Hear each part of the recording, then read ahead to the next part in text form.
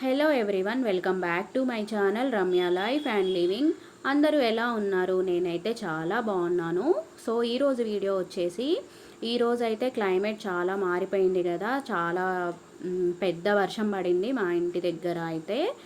And climate చాలా చల్లగా అయిపోయింది, చల్లగా. సో ఇలా వర్షం పడక చాలా డేస్ అవుతుంది ఇక్కడ ఖమ్మంలో అయితే.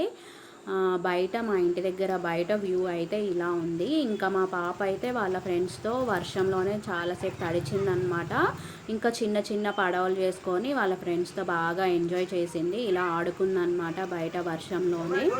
సో మేము కూడా చిన్నప్పుడు ఇలా పడవలు చేసుకొని ఆడుకునే వాళ్ళం అనమాట.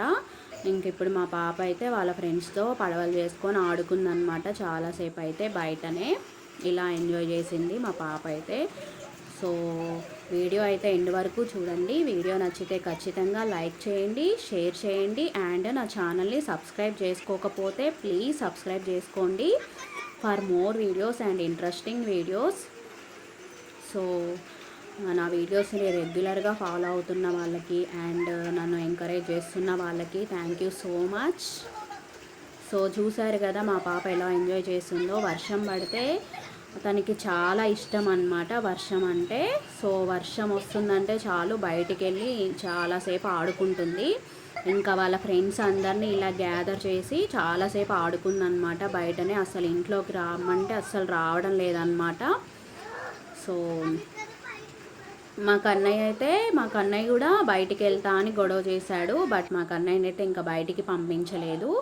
ఇంకా నేనైతే ఈవినింగ్ స్నాక్స్ ప్రిపేర్ చేస్తున్నాను. ఇంట్లో రిలేటివ్స్ కూడా ఉన్నారనమాట. అందుకని నేనైతే ఇంకా పకోడీలు చేస్తున్నాను. ఆనియన్స్, పచ్చిమిర్చి, పసుపు, కొంచెం కరివేపాకు, కొంచెం కొత్తిమీర, టేస్ట్కి సరిపడా సాల్ట్. మనం కారం అనేది ఆప్షనల్, మనం కారం ఆర్ పచ్చిమిర్చి ఏదైనా యూజ్ చేసుకోవచ్చు.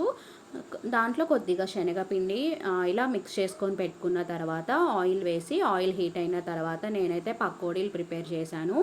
అండ్ అదే శనగపిండిలో నేనైతే ఇలా మిరపకాయ బజ్జీలు ప్రిపేర్ చేశాను అనమాట. సో ఈ రెండు ప్రిపేర్ చేశాను. ఇంకా మా పాప అయితే ఆడుకున్న తర్వాత ఇంకా తినేసింది. ఇవైతే బొబ్బర్ల గుగ్గీలు అనమాట. ఇవి మనకి మోర్లో అవైలబుల్గా ఉంటాయి.